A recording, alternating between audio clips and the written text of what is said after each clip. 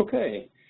Like I mentioned before, welcome. We're going to address the three steps, three things here on the front slide there. What are the stages of change? How might I assess an individual state of change, and then to address them. But before we get into that, let's look a bit at change. Change isn't as simple as what we would like necessarily. In John chapter 5, Jesus encounters the lame man there at the pool of Bethsaida, and he was too slow to get into the waters when they were moved to be healed. And Jesus asks a very thought-provoking question as he encounters him. He asks, "Would you like to be healed?" And at first blush, this seems like kind of a common sense question, maybe for any lame man. Certainly healing is what they would desire, but Jesus was very astute in asking this question because there's a lot that goes along with change. Was this man willing to leave the environment that he was familiar with? He was going to find himself pretty soon, if he was healed, to have a completely different role in society, probably a different circle of friends. He might have to get a job. He could not necessarily expect people to give him money and means, and this would require a lot of change. And the same is true for all of us, and for those that we work with, our mentees. Change is not always an easy yes or no. And so Jesus was very astute in asking, do you want to be made whole? And change really has a couple of parts to it. We read in Romans 12:2, we read that to be not conformed to this world, but be transformed, or that changing by the renewing of your mind. And this transformation has a couple of parts to it. One is that the changing goes from one status into a new status. So change has two parts to it, you might say. It's not just enough, let's use an example of smoking, for example. It's not just to stop smoking. That's not all the change that one needs if they have a smoking habit. But it's a change away from smoking and to a new reality. And so think about change as having two parts. When we work with people, it's not only a change from, but it's also a change to.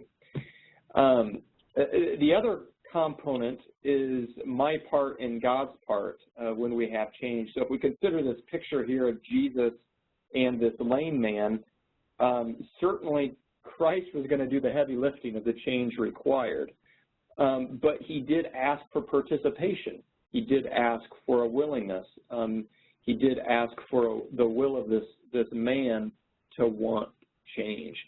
And in all of the change that God works in our lives, there's two parts to it. Certainly, we have our cooperation with God brings about change. And so we don't want to advocate some position here that change is a matter of formula and follow this and say these words and these questions and change certainly will happen.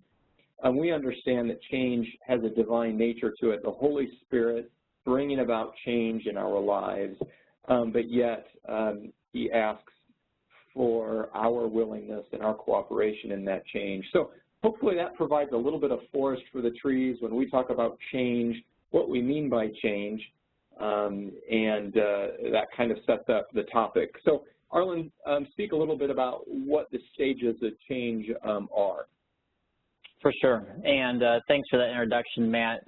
Stages of change has come from research within the counseling world where they have come to the basic conclusion, as Matt shared, that change is not simply a yes or no decision.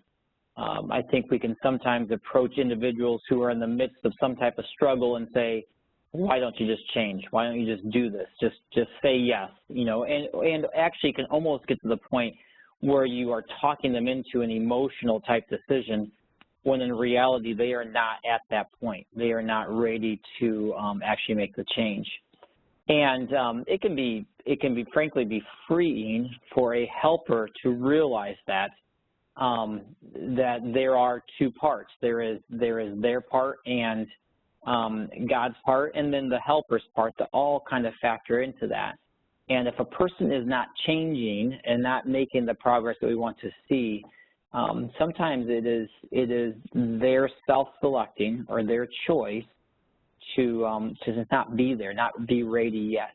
And that changes then our role as a helper, and it moves us along a little bit in a different direction.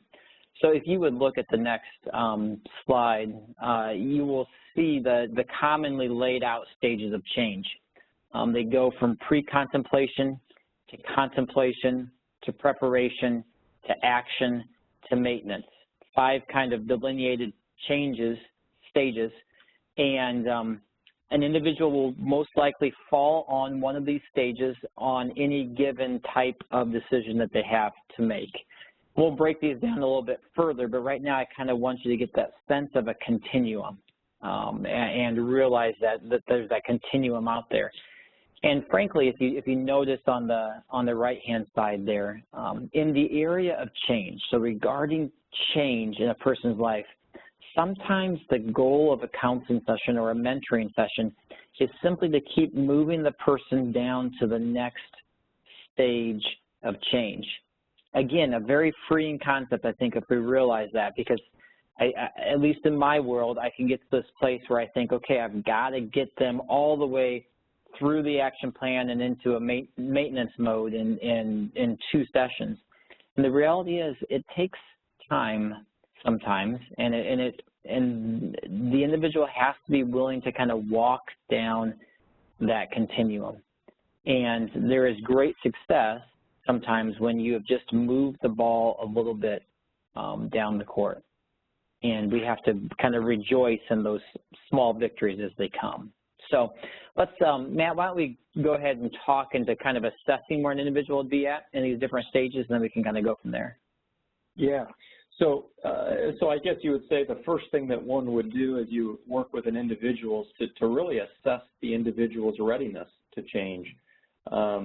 Where are they on that spectrum or that continuum of stages of change? And so it's a triage of sorts, or an intake of sorts, where you're like, okay, where is this person at with certain issues in their life? So where do they fall on that continuum?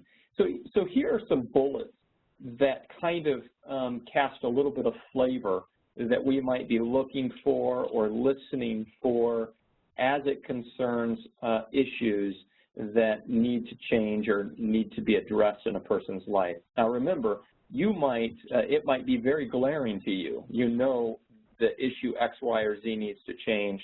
It might not be so much to them. So for example, in the pre-contemplation, if they are they don't think they need to change, or they don't want to change, or they don't think they can, they're not going to even be contemplating change. Okay, those are kind of showstoppers for a person. Certainly they don't need to, it's not on their radar, or it might be on their radar, but they just don't have any desire to, they don't think they can, and we can get a sense for this through the questions that we ask. As we engage them, try to get a sense, are they there with their particular issue? Contemplation, you'll notice, now moves the needle a little bit more. They want to, yet they don't want to. For example, an individual might have a vice, and they want it to be different, but yet that vice is so ingrained in them that they don't want to. They love it. The smoking habit. They would love to not be a smoker, but they love the smoke. And so that's where a person might be with contemplation. Notice that a contemplating person might have external motivation. So a person, for example, that might be have a porn addiction, the external motivation is there. They have pressures from the outside, whether it be a marriage or whether it be children or whether it be their work environment, that's like, yes, this needs to change, Externally, pressure is upon them, but yet again, they want to, but they don't want to. It's very much a part of them.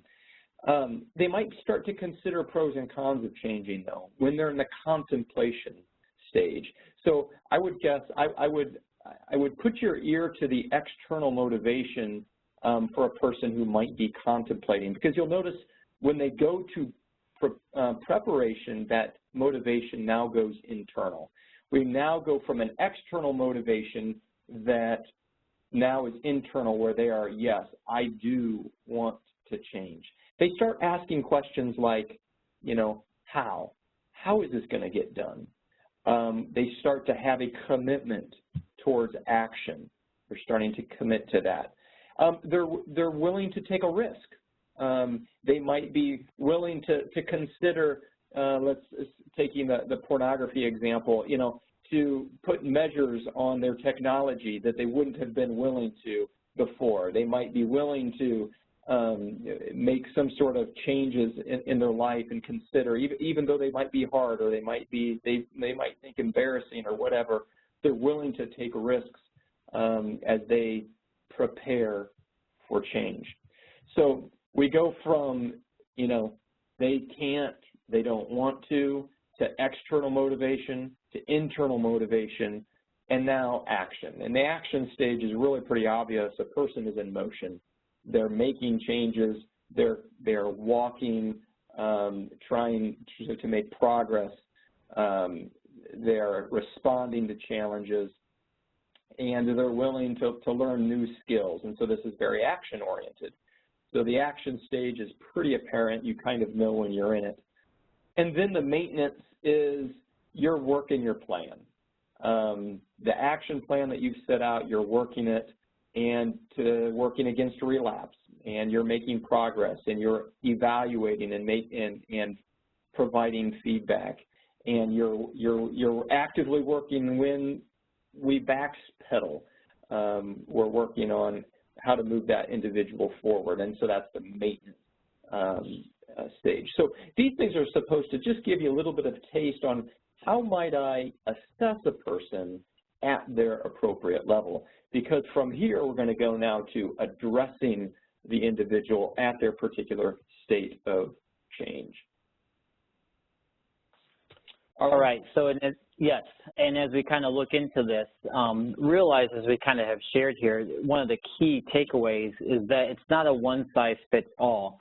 When you work with someone and when you are working with them, depending upon what stage they are in, as far as stage of change, it's going to mean that your response, your appropriate level of engagement is going to shift and change as well. And on the next slide, we kind of show this as a continuum. So you have those same 5 stages of change listed out there, and then on the right-hand side, this idea of the role of helper. It shifts from building rapport, maybe building the relationship, encouraging a connection, a dialogue, on down to, in that preparation phase, somewhere around there, you're starting to educate and really teach and really encourage, and then down to the action and maintenance phases where it becomes more of offering support, maybe specific troubleshooting, those kind of things. At the beginning there, as we talked about, you are trying to build the head knowledge and encourage the head knowledge, and then get it to shift into the heart knowledge, or the actual action phase there. So for each of these stages, we'll just kind of break out a couple of points here to add further emphasis. At the top there, pre-contemplative, you might just be offering factual information about the problem. Perhaps you have the opportunity to discuss pros and cons. Ask some of those big, broad-ranging questions. You know, where do you hope to be 5 years from now? If you continue with this, is that possible? You know, visioning at a high level. To use Matt's example, someone in pornography or some type of vice like that, you know, help them to start to see that there is consequences for their action. Start to talk through some of those consequences. The reality is most individuals in this phase will not even hardly realize it or acknowledge it. Or they might give very high-level, say, oh, yeah, I got it, without really meaning it, at that point. But hopefully then as you continue to build that rapport, continue to educate, continue just to kind of have that relationship grow, that person, seeing those consequences, thinking about those pros and cons, they can start to tip that scale towards realizing they need to make a change. Help that constantly focus on their values, on their goals, like I shared before, but bring it a little bit more to home. If they are married, have them start thinking about what do they want out of their marriage and what are they getting out of their marriage at this point.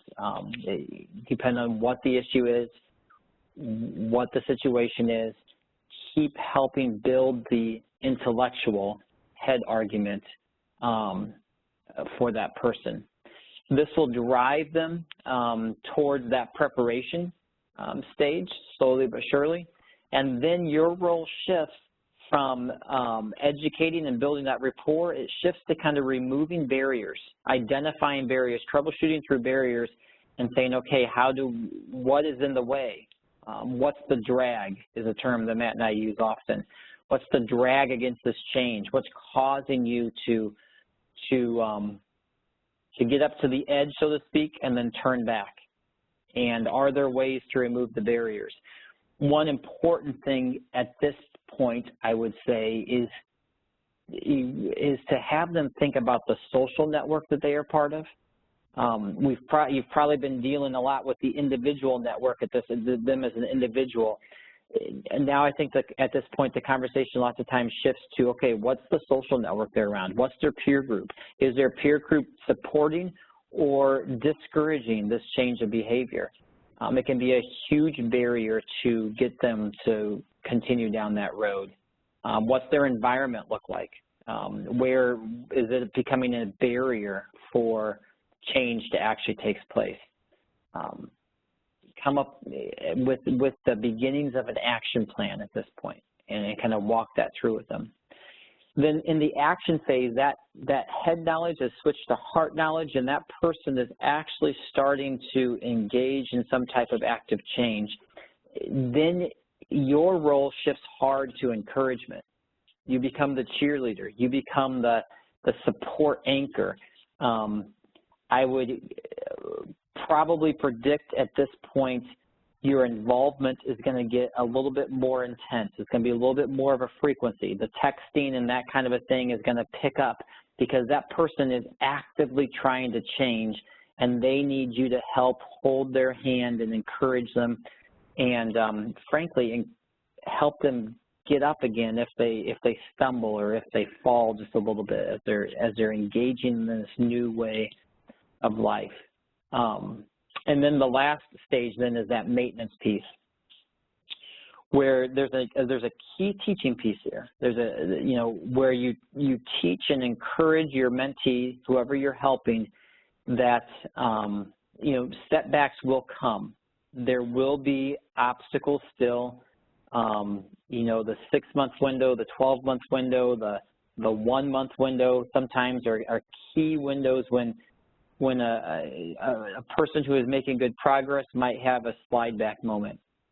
And, predicting that, what's your fire escape, as they call it sometimes? What's your backup plan? What's your, if you fall, what are you going to do? How are you going to get back up?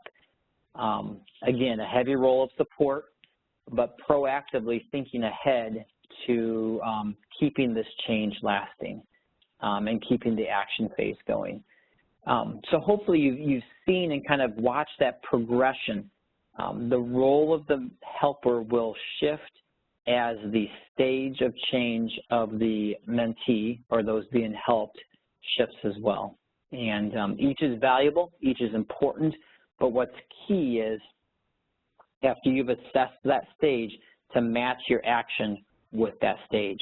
Don't be trying to come up with a fail-safe backslide recovery plan when that person is still up in the contemplative stage and doesn't even know if they want to change. That could actually scare them away and think, oh, this is never going to work. You know, we need to think it through and be willing to adjust our approach appropriately, and be encouraged, again, when this person begins to make just kind of baby steps forward. That is a victory in itself. Go ahead, Matt. You want to talk through some of the resources? Yeah, we've got a few resources here that you might find helpful that kind of match some of these stages. So, for example, let's suppose a person is the pre-contemplation stage, and some of what Arlen mentioned will ring true when you look at some of these questions. But just the concept of exploring goals and values. This is basically, what do you want out of life? What values are most important to you? So if you've got issue A on your mind and it's not even on their radar, and you know that issue A needs to be addressed, how do you get them thinking about issue A? Sometimes by asking questions like this, what values are important to you, you're going to see some incongruency. Like, okay, family is really important to this person, yet this very destructive family behavior is happening. And so now we have something that might, that we can address or get that person thinking in that space where they can see their behavior is not in step with what is important to them and where they would like to see themselves, as Arlen said, in 5 years or whatnot. Looking back is another way to help a person think about it. So ask about a time before the current concern emerged. How have things been better in the past, you know, before issue A was in their life? Having them recall the past before issue A was present is one way to kind of do that, as well as looking forward. Again, if things don't change and we just go the status quo here, what may happen if this habit just becomes an addiction or becomes a way of life, or you know, have a person play that scenario out in their life, and they can kind of come to some conclusions that that perhaps issue A or whatever it is needs to change. How would you like your life to be in the future? This is, I think, one area that as believers we can come alongside a person and really help cast vision. This is a very optimistic stage where you can help them think about things they've never thought about. What does the overcoming life look like? Cast the joys of the overcoming life. Very frequently, people have way too low of a view of the Christian life. In their mind, it's a bunch of do's and don'ts, and this issue might just be a burr under their saddle. Help them see bigger and more large than that. The Christian life is wonderfully joyous and very fulfilling, and Christ is sufficient. All of those things are just really low-hanging fruit, I think, as we work with people. I think this is a very clever way to address best and worst case scenarios. So what are the worst things that might happen if I don't change? Go down that, right? What this is going to actually do, if you remember, it's going to start to maybe push them on the exterior motivation. If I don't change, well, I could develop an addiction and really hurt somebody and find myself in trouble with the law or in jail. I mean, if I think of worst case scenarios, I can see the impact. And now all of a sudden we're starting to get some external motivation that's starting to now press upon a person saying, you know what, maybe you should contemplate change. Or what are the best things that might happen if you do make the change? Again, helping them envision life overcoming. So as we move into the contemplation stage, here might be a resource that you could use where it's just a continuum on a scale of 1 to 10. How ready are you to tackle this issue? 1, not ready at all the way to 10.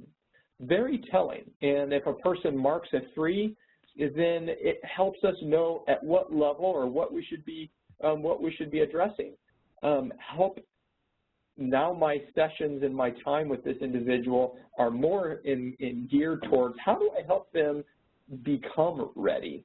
Or if they don't have any hope in change, how might I help them see that there is hope? And this is wonderfully, we have the gospel to share with people, and certainly hope is at the center of the gospel. And so we have a great tool, and we have wonderful answers for people who are not ready and who do not have hope. To what degree are they afraid of life without this vice? Very, very telling. We start to see why change is so difficult, because if they are very afraid of life, they cannot envision life without this fix or without this vice or without this addiction. It's a very scary thing to change, and we can see why contemplation of change is difficult. But there again, how can we speak the gospel into their life to help them with this item of fear? Do they see that God is more fulfilling than this vice or this fix that they have in their life? Again, just continuums to help think. Do you want to be made whole? That was the question Christ asked the lame man. Do you want to be made whole? This could be a live document. What I mean by live is it's always open. The mentee can mark on this always. You know, where are you at today? Where are you at next week? Let's pull this out again. Have we moved this ticker at all? And this could be a live document that they're continually thinking through. It would be very telling. Another good contemplation resource is this one here. And all of these resources we're going to have there on the website where we showed you there. It will be along with the link to this webinar video. We'll have these documents that you could pull off and print and use. But this cost analysis really is what this is. There are pros and benefits to change, and there are costs to change. And if I make the change, what are the pros? What are the costs? And if I don't change, what are the pros and what are the costs? It is amazing how persuasive words on a page are to a person. For them to simply put these concepts down in these quadrants has been known to be very influential in helping a person in this contemplation stage to really settle upon, yes, their need to move forward, because the quadrants will be very telling, and their words on the quadrant will be very telling. As we move to preparation, here again is another resource. Again, these are very vague questions, but just kind of buckets to think about as a person is saying, okay, I'm ready, I want to change. What is this plan of success going to be? And we also need to have a plan for a relapse. And that's an important point. As we are realistic about what change means, what is it, again, am I not going to do? But that's not enough to decide what I'm not going to do. What is it that I'm going to do? And then specifically, so if I'm not going to smoke, well, what is it that I'm not going to do that's helped me not to smoke? And what am I going to do to help with this vice that I have in my life? And then when I am tempted and backslide, what is going to be my plan, all right? Accountability, quick confession.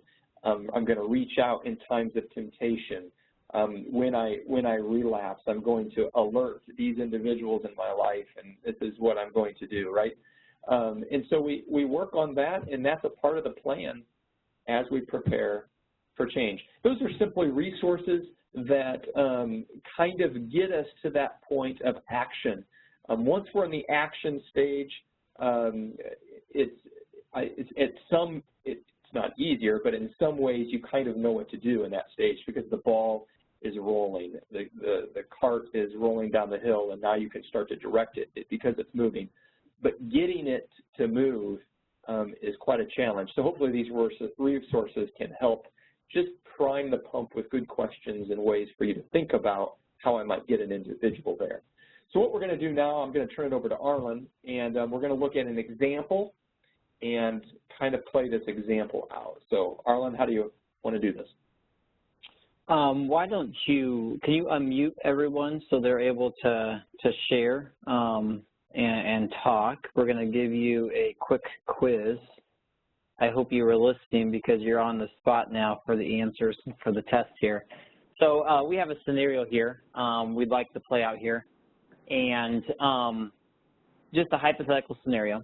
And I'll kind of walk through different phases of change at this point, and I'd love to hear thoughts from whoever wants to share. Just kind of, okay, what would be a strategy? You know, you are a mentor helping this person for each stage of change. What's your role, and what do you want to ask them, or what would be something you can do to kind of get them? Again, the goal is to go down to the next level of change. So we have Jack here. Jack is a 32-year-old father. He's got 3 young kids at home. Most nights of the week, Jack comes home from work and he absorbs himself completely in online gaming. Kind of disappears, just absorbs himself in that world. This vice is causing strain on his marriage, as you can imagine, his fathering, and his own personal spiritual growth. He seems to be, he would describe himself as stagnant at this point, and he has been recommended to you to be a mentee. You spent some time with him, getting to know him, starting to, and you've uncovered this a much detail at this point. So anyone you'd like to share, if you start talking with Jack and just kind of have a little bit of a dialogue with him, and you bring up this idea of gaming, and he just kind of shrugs his shoulders and says, "What do you mean?" What stage is he in your mind, and what would be a appropriate role of action? Harlan, this is Todd. Yep. Well, I think the first thought you would have would just be to get Jack to understand maybe that there's even a problem, or is there a problem? And does he realize that there's a problem? And so maybe just getting him to open his eyes a little bit to even consider that this might be causing a problem in his marriage, or his being a dad, or obviously even growing spiritually. I mean, just getting him to understand, that'd probably be the first thought I would have is, and the first sit down would be just, Jack, do you even realize there's anything going on out there? Or are you lost in this gaming world? I think that's exactly right, Todd. Anybody have any ideas, like what would be some questions you could even start asking to just start even getting down that route? I think the fact being older, I would, the one thing that comes to my mind is, you know, how's this going to affect your kids down there? I mean, do you think it's going to affect your kids? I mean, I'm older, I've got older kids now, so, you know, you look back and you maybe see time that's been lost and not spent wisely in some of those, whatever it would have been, whether it been gaming or anything else. But, you know, try to give a little bit of perspective of, you know, where's this going. Yep. And I even wonder, go ahead, Matt. Yeah, well, I was just going to say, and here's, I think, a key thing. How can you help Jack come to those conclusions and make those connections? And I think that's sometimes the tricky part is we can say, hey, listen, I can tell you what this is doing to your family, and that has some impact, but some of the questions on this slide here can help us ask the questions for Jack to come up to some of those same conclusions, which is more powerful. So I'm curious, what question, these are just question stems, which any of these seem to grab you in a way that says, you know what, I could ask this question and kind of go from there. This is open to anybody too. I hear Todd and Michelle there, but anybody can jump in. Let me throw one question out there that I was kind of thinking of. You know, you might even just start with the idea of, you know, Jack, tell me about your children. Tell me about your relationship with your children. What the typical evening look like when you come home? You know, what do your kids like, dislike? Some of those type of questions where you actually are asking about the children to begin to sow the seed that, hey, maybe I don't know them as well as I should, or maybe I'm not spending much time with them. Again, you see the idea here. You're starting to bring lights to what is a fairly dark area, I think, in a person's conscience. They're not even realizing there is potentially something wrong here. Other thoughts, other ideas? One of the other things that come to mind is a lot of times in dealing with young men, I typically will ask them about their relationship with their own dad, try to formulate a little bit of an idea of maybe what they think, you know, being a father is supposed to be like. And it's very telling for them to tell us and share with us what their background was, maybe as they were being raised. Sometimes those things fall in line where maybe their dad was, you know, absent, was maybe in whatever way that would be, whether it was work or really absent. It's interesting sometimes to get that correlation because, again, like maybe you mentioned, I mean, Dak might not really think he's doing anything wrong. And yet, you know, I think our kids, as the kids grow up, they get to a point where start to resent that Dad was always, you know, he obviously loved his video games more than he loved me because he spent a lot of time with them and very little with me. And I think we all know where that's going to head down the road as they get older and look back on life and maybe their relationship with their dad. Yeah. You know, I think you're right on. And, you know, as I think about these questions here, if we were to ask, you know, Dak, what's most important to you? You know, it's just list me your priorities. You know, he said God and my wife and my children and all of those things come out, you know, and he might very well believe his gaming actually benefits that vision. You know, he might say, hey, listen, if I don't, you know, do this, I'm irritable and I find myself yelling at my kids. I mean, I actually feel like, you know, when this actually, you know, makes me a nicer dad and husband, right? And isn't that interesting, right? Of course he's not contemplating change because this is in step with his values. And so, but that's good and helpful information for us, because if I'm assuming that he understands that this is a vice in his life, then it's a complete disconnect. And so then we help him see that, that there is a even better way to fulfill his priorities to his wife and his children, and than the gaming. Right. And I think one other point with this, and I want to move on to another stage, but just realize too, there's just a great value in just you're building a relationship at this point too. You know, if a person is in that place, the first few sessions might just be about being together, getting to know each other, building that relationship, spending time together, so that then you can engage in more heavy lifting a little bit further down the road. And maybe it's a matter of, and you have to use this a little bit sparingly, but exposing an individual to healthy relationships around them. You know, if he thinks he has a healthy relationship, perhaps as you begin to do some comparison or contrast to other healthy relationships that are around him, that can start to get some light bulbs to turn on. Let the Spirit, remember this is God's work too, let the Spirit begin to gnaw at him a little bit. Let's go on though. Let's say that he, you know, at that point where he's starting to prepare, he's starting to realize, okay, I realize I have a problem. I would like to change. How do I do it? It seems like a mountain, you know. How do I start to give up this behavior? Maybe a little bit more of that preparation stage. How would you see this shift? What would be some strategies that you would do or use? Anybody? Maybe help him think about something to do instead of gaming. Yeah. That's a great thought. That was you, Brad, right? Right. Needs to be replaced,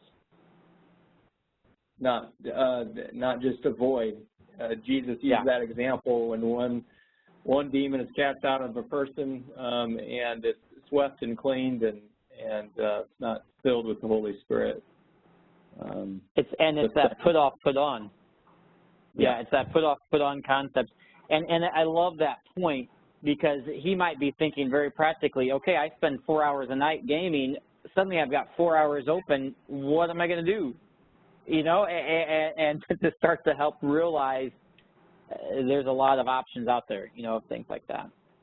Other thoughts? What other barriers, you know, if someone is viewing this as a mountain, it's big, it's hard, what else could be a piece to start to unravel with them? I think one thing to think about is sometimes when a person knows they need to change, sometimes they're not very creative on what change looks like and what the baby steps are for change. And that's where we can kind of help them say, okay, you know, maybe it's a time thing. Maybe it could be something like this. Does your wife ask you to get off like every night? Do you play until she says, all right, come on and stop and whatever? How about this? How about you have a goal that she doesn't ask you to stop, but you stop before she asks? You know, what you're now doing is like, okay, you're not taking away the game. No, I'm not taking it. I'm asking you to step into this space and take control of it, right? And what does that control look like in baby-sized steps? And where we hit benchmarks and we can kind of see ourselves making progress over time. That could be very relieving to an individual when they realize that, okay, all right, I can see now that this is a journey here of change, and sometimes they're not creative enough to know what those benchmarks are. Right, right. Or to complement that a little bit, Matt, you know, just the idea that, okay, if it's 4 hours a night, how about this week we try to go down to 3 hours a night? You know, in a couple weeks, let's go down to 2 hours a night. You start to wean yourself away a little bit and then backfill that time with other activities or other things. You want to break that mountain down into bite-sized chunks, so to speak. Other thoughts in the preparation phase? I like that idea. I mean, I like what you just said, because it's easy for me to want to take somebody from here's your problem and here's the answer without maybe trying to walk them through that. And maybe at times that does feel like, well, that's no plan at all, because I can't go from A to Z that fast, and they don't even try. So I do appreciate that thought. I don't know if I've got more, but I do appreciate that thought of thinking. It helps me to back down, tap the brakes a little bit when you try to come in and fix somebody quick or help somebody. Yeah, and if you are a fixer, this becomes kind of the more fun stage. Someone is in this, okay, they're getting ready to want to be fixed, right? So you can start to strategize and brainstorm and come up with a plan. This is a lot more fun for a fixer than way back in the pre-contemplative stage when you're just thinking, oh man, why can't we even get off square one? Now, so our role has shifted now. We're educating, we're encouraging, we're becoming that coach. So Jack starts this change. He starts to kind of go down this route. You're seeing great progress. He's excited. He's in this, and now he's in what we would call the active change stage, or even into that maintenance stage. What do we do now? What does it look like as a mentor helping him at this point? Let me ask that question just a little bit differently, though, too. What does it not look like for a mentor in this maintenance piece? One thing that I think of, guys, is I think this is a hard stage for me, because you know, it's like, is it too much? Am I contacting them too much? Am I bringing it up too much? Am I encouraging them too much, or do I let it go too long and then I think I don't care? I think it's a really hard balance sometimes to know when you start to see action.